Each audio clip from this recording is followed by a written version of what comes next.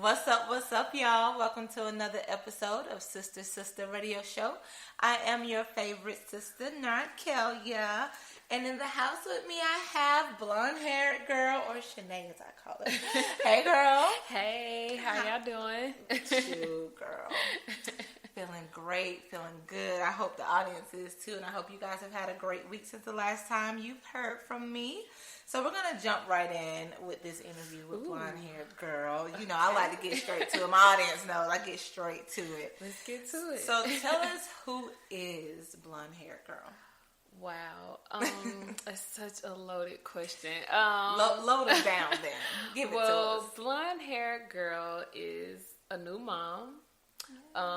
Someone currently reinventing themselves with their brand after being kind of out for almost a year.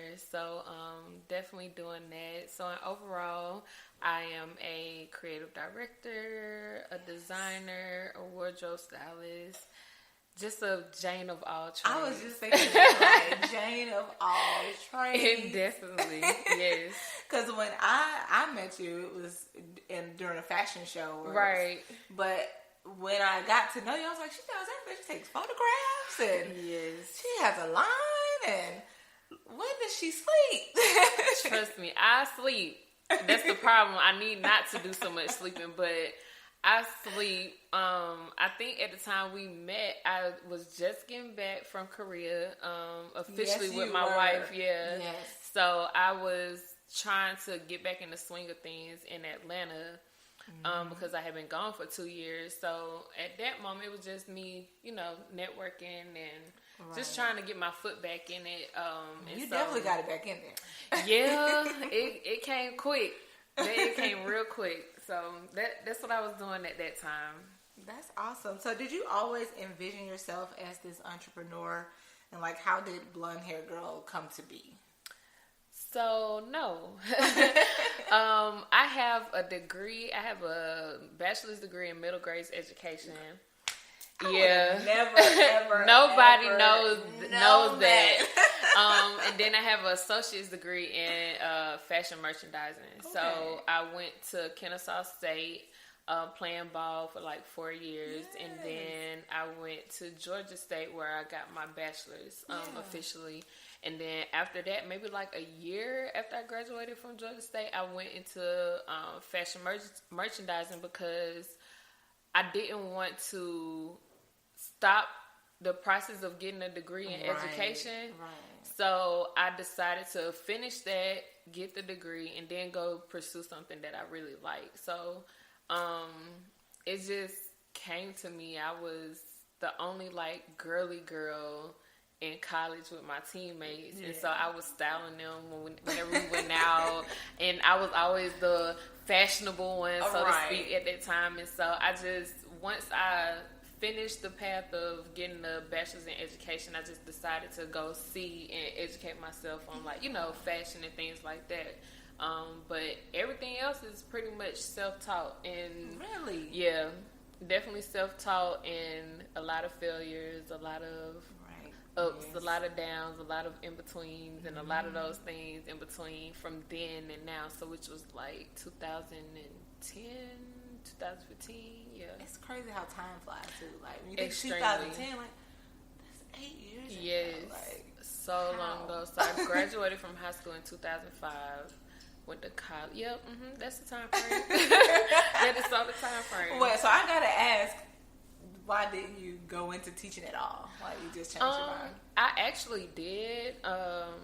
So I was like a coach for a school in Woodstock. Okay. I started coaching there, and then I did my exit situation for teaching. I can't even think of the name of it. Right, because so far removed. Yeah, I did that, and then I was doing being like a parapro at middle school for Riverdale Middle, which is my old middle school, and I did it for like a year, and then I just realized that I love kids, but it's just like it's not for me. Right. Sorry, y'all, the baby's here. I just realized teaching just wasn't the path I wanted to be on at the moment. It's always going to be something I can like fall back on because, again, I have that degree. I have that, so it's nothing that I necessarily have to do at the moment. But I really wanted to learn more and get out there more in the fashion portion of it all. So I didn't stick around to teaching. I love how you like jumped into that because a lot of times people feel like, well, I'm already on this path. I'm not doing any more schooling anymore. But like, no, if you want something, you have to go get it. You have to go. You have to figure out how. You have to make a plan. So it wasn't like I just stopped in the middle of something to go do it. I finished I think it was like a year and a half doing my schooling with Riverdale Middle. Finished that and then decided I went to Barter, so I'm gonna go there and get my associate. So it's not anything that I just quit that one to go see if it's right. I finished to make sure, to still keep that bridge with who I was with. If you get so far, come on. Oh yeah, just go ahead to finish it, and then long as God give you the time and opportunity to go to the next, you can do it. So that's basically how I got into that part. That's awesome. So how are you able, because a lot of people of course have passions and dreams and they don't know how to turn it into a financial gain. How are you able to turn it into financial gain and build a life? Ooh. Long. Well, because I'm still learning it. Yeah. I've learned that you can build this platform, you can build this plan, you can build this marketing situation, and it still don't fold out for the best because you have to readjust. In the middle of you doing all that, you have to readjust the circle too. And so that's part of my situation, that I have the great marketing plan, I have all this, I have the promoting, I have everything, but it's the following that I have. It's the people that I'm around that I have to adjust. So I haven't adjusted that for it. Right, it does. Tight for however long. So because you want people that's around you to go with you, but they don't necessarily want to. Mm-hmm. So you have a whole different vision and outlook for that. So with financial wise, I haven't gotten to the point where it is something that is paying the bills. It's contributing also these large amounts of money. It's more so like I get something here and there because I still do a lot of free things because I love what I do. Right. So and that helps that do build and network. That do. You just have to not do it too much, and know that when you do it, that is helpful for both parties. Right. Because a lot of times what I found myself doing is that I'm doing a lot of free stuff, but it's only helping them. It's not helping me. So I've actually learned to stop doing so much of that and making sure that throughout the year, whatever I contribute to is helping myself too first, and then helping you. So a lot of things that I do with what I do, I don't get a lot of money, and I think because I don't have that I want it right now, quick mindset, it hinders me, but at the same time it also made me understand, like, the quicker you get it, the quicker you be taken away, because a lot of people see you as a one-hit wonder in something. So, and it's best to like build those relationships, those lasting ones, because you never know what it can lead to, and what type of financial gain it can lead to. And I mean, you're not in it for the money; you're in it for your passions. Mm-hmm. And then I think once you hone in on your passions so much, it'll start coming in. It'll start to come in. And so many people just don't want to wait for that. Yeah, they don't. I think last year was of me doing this for like 7 years. Last year was the first big check I received with I think it was Viacom doing a commercial with them. That's my first big check, and it's been 7 years. So and I just got another one. So sometimes it just is, and it wasn't my situation. It was me being an assistant. So even doing that, it's still like you have to wait your turn. Sometimes you have to not be especially in the fashion lead. industry. It's like wait your turn. Yeah, wait your turn, or know somebody to help you get in, and you still waiting your turn for X, Y, and Z. So it's just like you have to know your role and understand sometimes you're not going to be the lead or something. You can be the second or third person, and then you have to be okay with that and not be that best second or third person you can be. Indeed, do the best second, third person job you can do and be happy with it. And then because that's how people recommend you for other stuff. Like if you hear like acting like you're above certain things, then that you can't do this or you can't do that. And I mean, it was times that I didn't want to run and get coffee, but I was like, okay, let me get this bag, let me get this check, and go get the coffee. Yes. And keep it moving. And then these days, I always tell people you need multiple streams of income anyway. Your hand need to be in so many pots. But that can be frustrating, and I could say for myself, because I'm a quote unquote Jane of all trades, it's hard for people to know what to hire you for. That's true too. Because you do so much, and that's one thing that like I'm currently struggling with, like letting go of all these things that I know how to do to focus on one or two things, so that it won't, one, frustrate my mind as a creative, and two, confuse the people that I want to look at me. Because social media is a big thing, so if I'm posting this one day and this another day and another thing another day, it's like, okay, well, I thought I wanted to hire her for this, but I mean, is she still doing it? So it's just, that's the thing for me, like trying not to put my hand in so much, because it takes away my focus from doing my sewing, my creative directing, or doing something new that I may be trying to do. So I'm just I'm still learning how to do, not do so much. Because it's like, you have these things you're good at, you like, but how many of them do you need to do at once? Right. Because it gets frustrating and it gets irritating, because with me being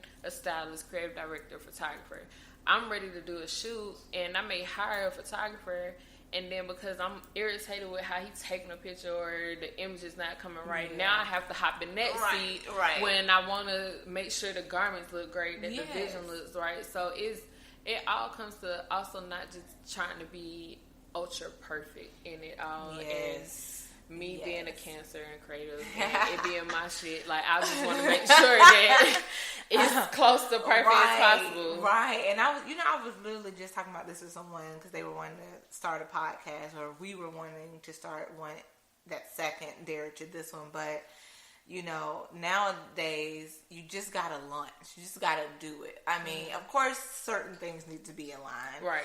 But I struggle with that too. Like, no, I want it to be like, the budget is here, this is that. And it's like, if you wait for all of these 10 things on your list, Nari Kelly, bro, you ain't gonna be doing this for like 5 years. It's gonna take another year or so to then get it. Then you're gonna be missing so much. But, and then I think now the world appreciates seeing like real life rawness, like seeing your struggle in it. They feel like they want a reality show all the time. Like they want to be along the ride with you. Yeah.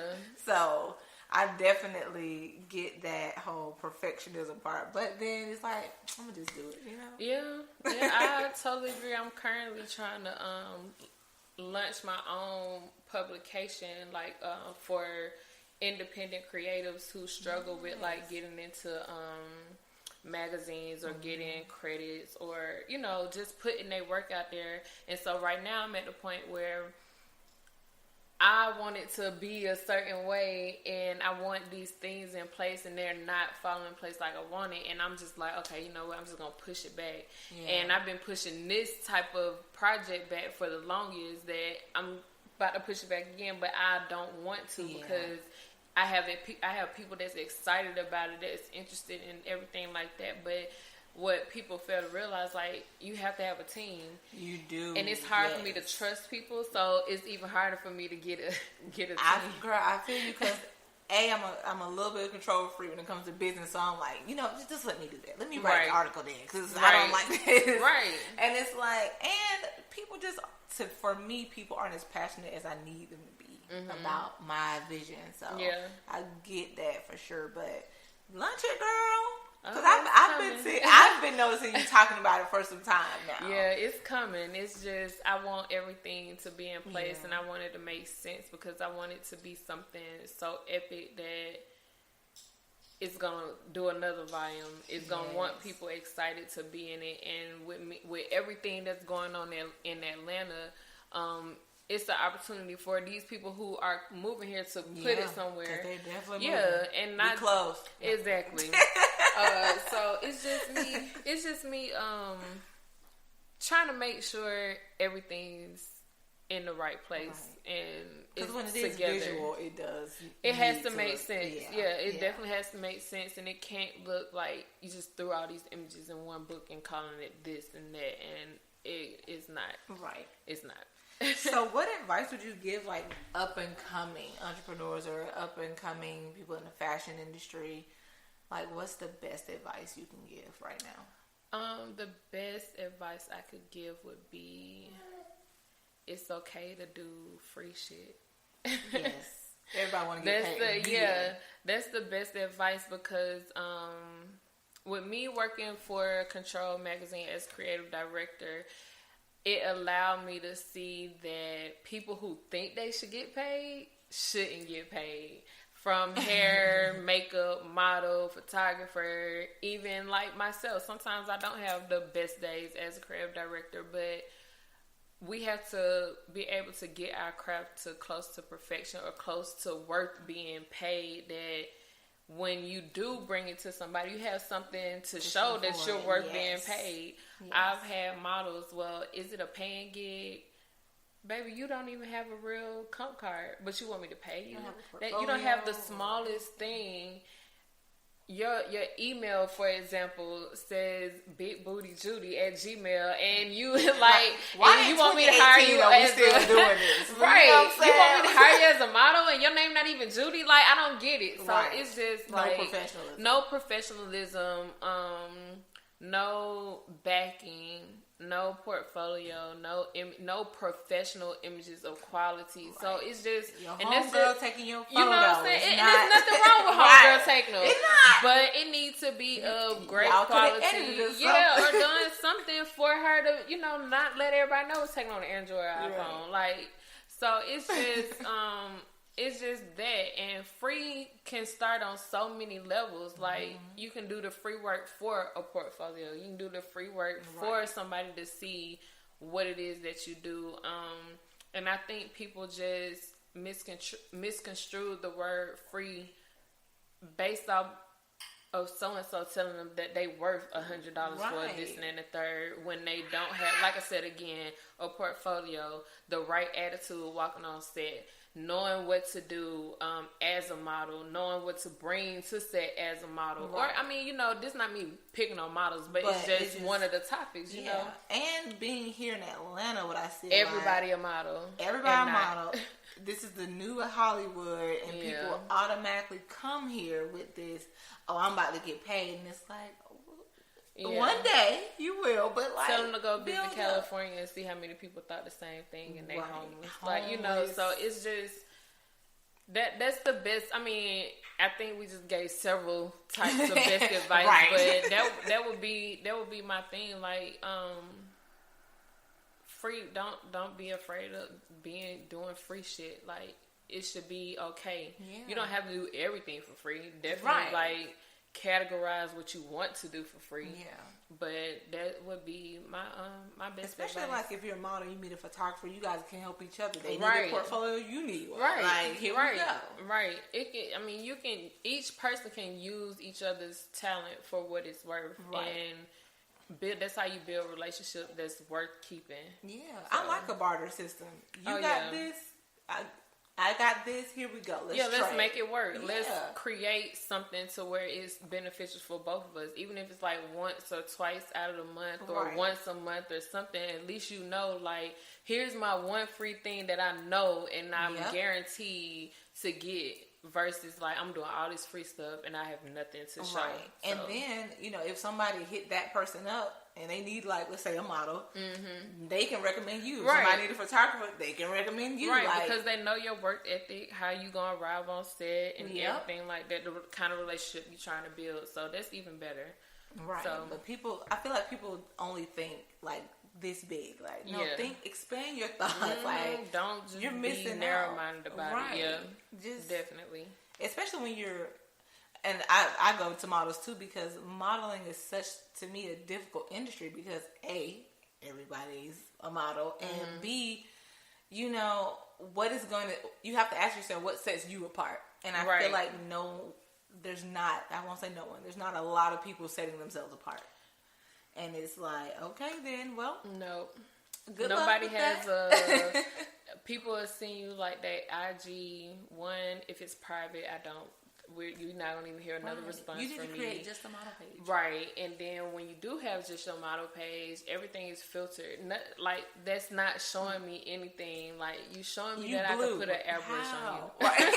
Thank you, but how do you really look? Right. Like, what features are, because sometimes people don't understand they worst features as a model are the best for in the industry of fashion and things like that. But because we in this world of everything must be perfect, I must look like this, I must have this eyebrow, I must have whatever. Because gaps are like big. The thing people now, be like trying to hide their gaps. Yeah, back in the day, like nobody wanted nobody with a gap. But now, like, a gap this big, you in. Right. Thanks to Sweetwood. Right. Right. Which I'm down for it. Like, shoot, I grew up, my dad had a gap all the time. So I'm like, well, gaps ain't normal to me, but I still have one. Shoot. Sexy. Fine, you gotta find your sexy these days and stick to that. and build on it. Well, right. Well, speaking of IG, how do you use social media to your advantage? Because you have a nice page. All your pages, actually. Well, you know. Thank you. I have, you guys, I think she's being funny, but it's so true. I have a personal, I have my blonde hair girl, I have Unicorn Dreams, which is my clothing line. Then I have Vault, which is new, which is the publication. And then I do have BHG pics from when I was doing photography, putting all those pictures up. So, like, I have these separate ones because they represent each talent that I have. However, my blonde hair girl seems to show all the talents in one. But I recently just took everything down because I want to I want to start over, and then I want to show like the direction that I'm going for, which is creative directing and making sure people see like my work.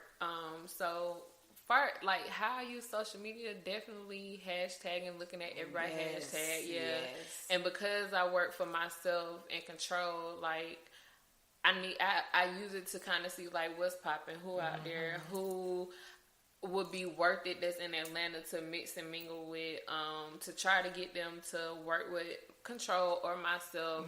So that's how I use it from my BHG perspective with my clothing line. Like, I just recently too restarted that and started posting the images differently, so people can see like the quality of my sewing, the quality of my garments and things like that. So that's the angle I use it for. I mean, people use it in different ways, of course, but and certain people get to follow certain pages. Because I have like 5 pages too, like certain people.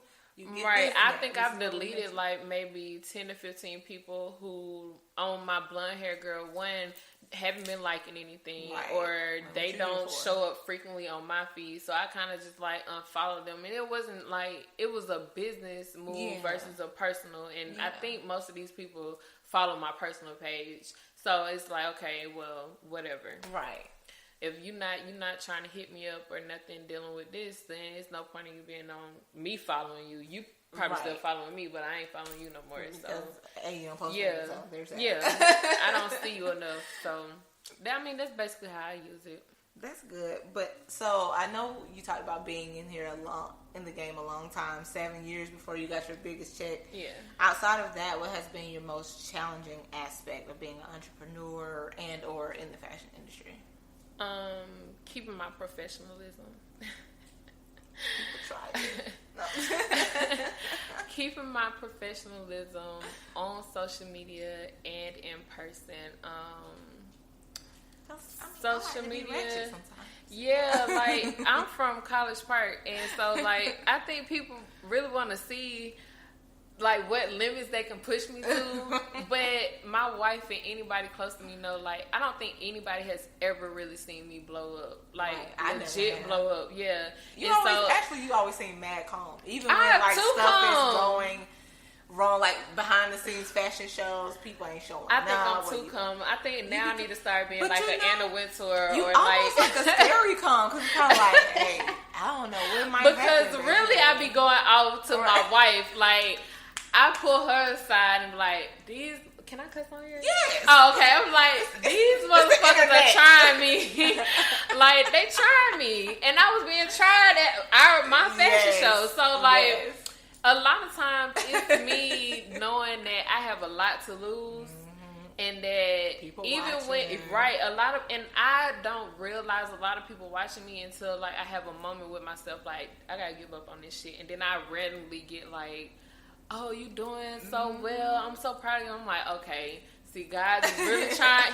He's telling me to stop with the self doubt, but a lot of times there are things that I refuse to post or say, even like when things are going wrong in my personal life. Yes.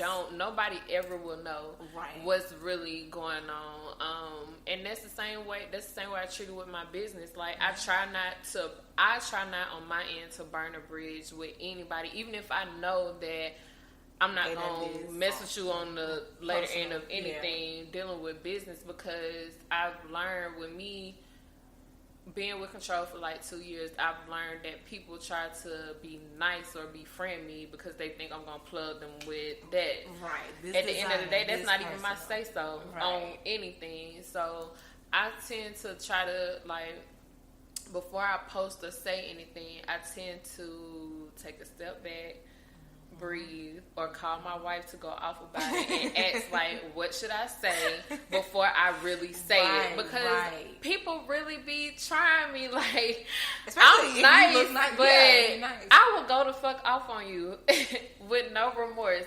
You know it. You know it. And I think when I do go off professionally, it's a nice nasty, like, I'm gonna hit you with something so nice and nasty. Like, okay, well, that didn't go the way I think it was gonna go. I'm just gonna be like, okay, cool, bye. But I mean, every now and then I get people that want to see what side they gonna get, but they don't. Yeah. I mean, you'll catch my shade in the caption, but that's about it. You know, but it's still probably a real smooth shade. Yeah, you're going to catch the shade in the caption and you're going to feel hit. But other than that... And you know, the fashion world, especially on the more feminine side, is such a kind of a catty world. So to have a shady caption is like... Well, I don't know if she really been there. This is just, you know, the thing. Like, I've been shady to a few people in the caption. I don't even think they really know it was for them. But that's fine. I'm okay with it. But you got it out. Yes, you know, it was for me, not for them. It was definitely for me. Which, you know, I do on this side of the podcast world. I love that I get to be shady. Or I get to cuss. You know, when I want to cuss, I get to speak on whatever political issues. Mm-hmm. And I tell people, because I'm not sharing in person with people, like if I don't know you, I tell people, you don't know about me, you gotta listen to podcasts. Like, for instance, people who, you know, people that listen to my podcast know I'm divorced, but in real life, I'm not talking about that with you, because you either gonna have to A, support me to know it, or B, we gonna have to be friends for you to know it. It's not everybody's business of why something, or why something has happened. I'm gonna make you support me if you wanna know this tea, boo. You better listen to the show. Right, to get all of it. And tell your friend to listen to the show too. Boost these numbers up. So, I know you talked about you erased blonde haired girl to start over on Instagram. Mm-hmm. What is next for blonde haired girl? Where are you going with it? Where am I going? Again, are you gonna always be blonde? I mean, you kind of gotta. No. I know, that's the thing. So I recently just permed my hair. I just permed my hair. I have been short and bald for like, it's 2018, since 2011. Yeah. And so, recently I have always had like a low fade, blonde hair, waves, whatever. And then I started to kind of let my hair grow because I was pregnant, so I couldn't get I couldn't be blonde, so I was like black hair girl at the moment. Put a wig on right, and so I decided to let my hair grow a little bit because I'm in a point in my life where I'm trying to really understand what I'm doing and where is it going. Soul searching. Indefinitely. And after being pregnant too, it just took me through a point of like postpartum and all these depression and all this stuff. So I kind of just decided to do something different with my hair. It's still blonde, but try something new. Yeah, I'm not a big fan of hair anyway. So if I get tired, I'm just gonna cut it. I said I'm never like I've grown my hair out a little, but no. Yeah, no. So I'm just like that's what I'm going through, and then trying to going through the process of getting involved into a point where we're doing shoots. I'm getting ready to put everything together to release it, doing that. Blonde Hair Girl, the seamstress, is trying to get everything situated with Unicorn Dreams. And then I'm working on doing like a cupcakes and conversation networking mixer for like people who want to do all those things. Yes. They want to just talk and get the conversation and networking with people who aren't in this Atlanta clique of 10,000 likes or followers. Like, I'm a person who still got like 2,000, 3,000, but I still do great work. And then there's another girl who, not treating people like shit because they don't have all that. So, and it's just to have an event of people to have that conversation and talk amongst each other. Like, how can we help each other? Like, how can I get to where you are if I only have 200 people like my page? Or what am I not doing to get people to know that I'm a great makeup artist? Things like that. So it's just to have, I'm the kind of person that's always been in my soul to kind of like help the underdogs because I myself feel like I'm one.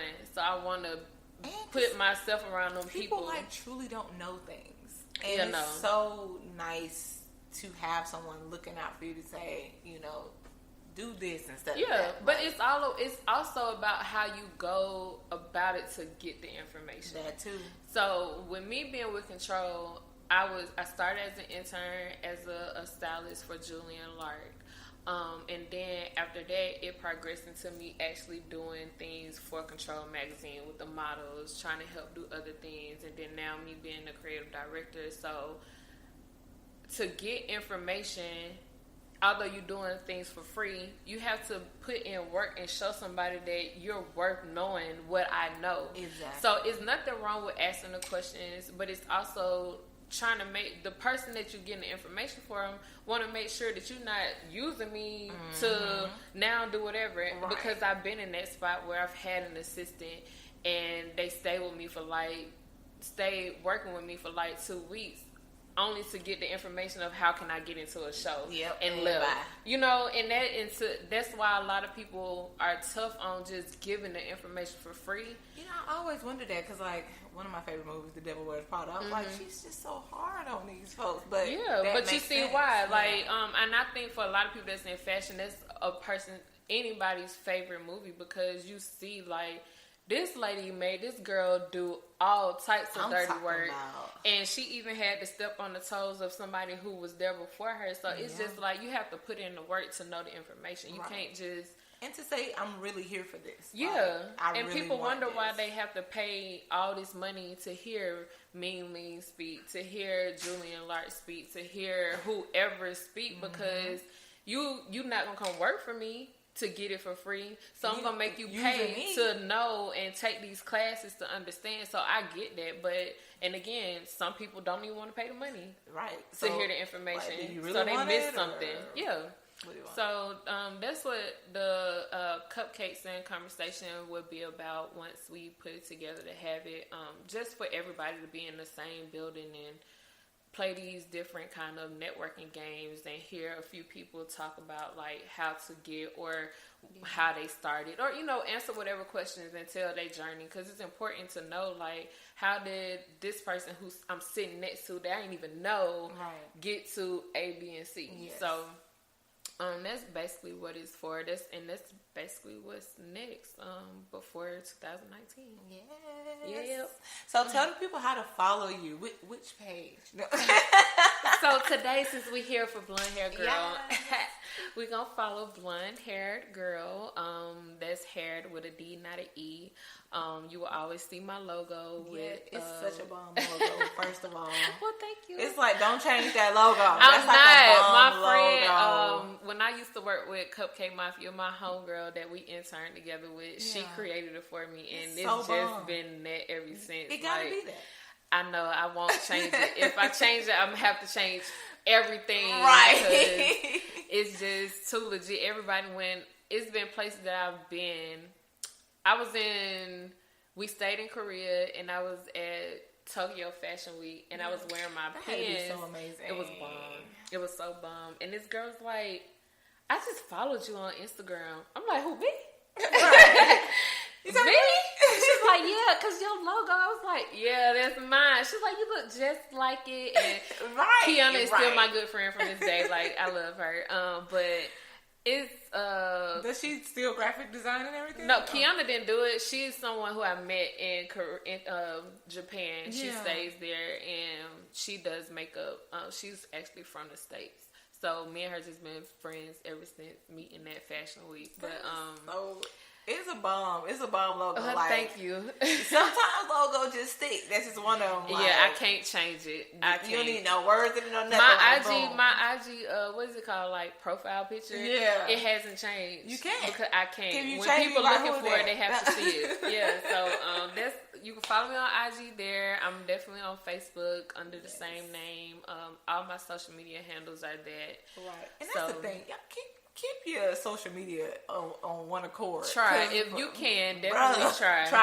Yes, I think my Twitter, which I'm not on there like that. I think it's like I think I had to chop it up a little bit because somebody else may have had it, or it was too many characters or something like that. But other than that, all my social medias dealing with Blonde Hair Girl are the same. You can always find me and my logo on anything. It's a bomb logo, y'all. Go follow her and see the logo. Yes. Follow me. I follow some of y'all. And she's bomb overall. When I first met you, I was like, first of all, she don't mind talking to people. Like, that's what I'm talking about. Like, because I think a lot of times when people think people are stuck up, sometimes people be socially awkward. They just look like, they just bougie. In some spaces, I'm still like that. Yeah. Like, it's not me saying that I'm the shit where I'm at, but it's me saying, okay, I really don't know anybody, or I feel like I'm by myself. Yeah. So I want to, like, check out the environment to see who to talk to. So I was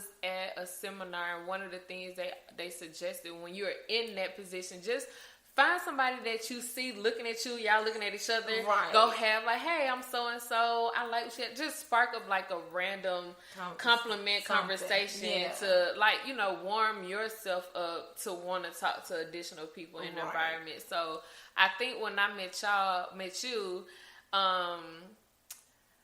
I knew like Kia and all them, and I was at a space like, okay, I don't know really what they had me doing, so let me just go back here. And then I had brought 2 girls with me modeling my stuff, so it was just me trying to like network. And again, like I was just getting back in the States, and I wanted to get more people like just in my circle of working together. And luckily it was people there who were like seeming more open to definitely.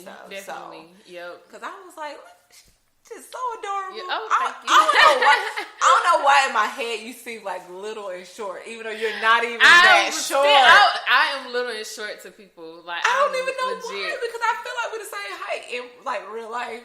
I don't know. You may have had on heels. I probably had on like I had on probably like some. I was like, this sneakers girl. or something. In my head, I was like, I remember her being like 5 feet tall, but like no. I didn't have on my best heels so that nice. day. And I probably thought she was like mad younger than me, but I think we probably the same age. Yeah. But when I have on heels, I'll be feeling old. Feeling older. Like I'm here. And I'm 32, so I'm 31. So we're not too far apart. You were like 22 when I met you. Oh, thank you. I get that a lot. Yeah. Look, wife like whatever. Y'all, it's a family affair over here, guys. You know, this is how sister does. It's a conversation. Yes. Baby done went to sleep on us. Oh yeah, that's good because she would have been crawling all good. Over the place. Be lit on the mic, on the ones and twos. Well, thank you so much for coming on this show. This has been great. I remember when, like I said, when we met, I exchanged sister back then. Yeah. And I'm just glad I'm at a space after soul searching myself to just really do everything I want to do with sister and have you on here. Well, thank you. I appreciate it. Always love. So y'all follow my girl. Yes, follow me. I will follow you back. Yes, and tune in every Tuesday at 8:30 p.m. and we'll talk to you later. Bye. Bye.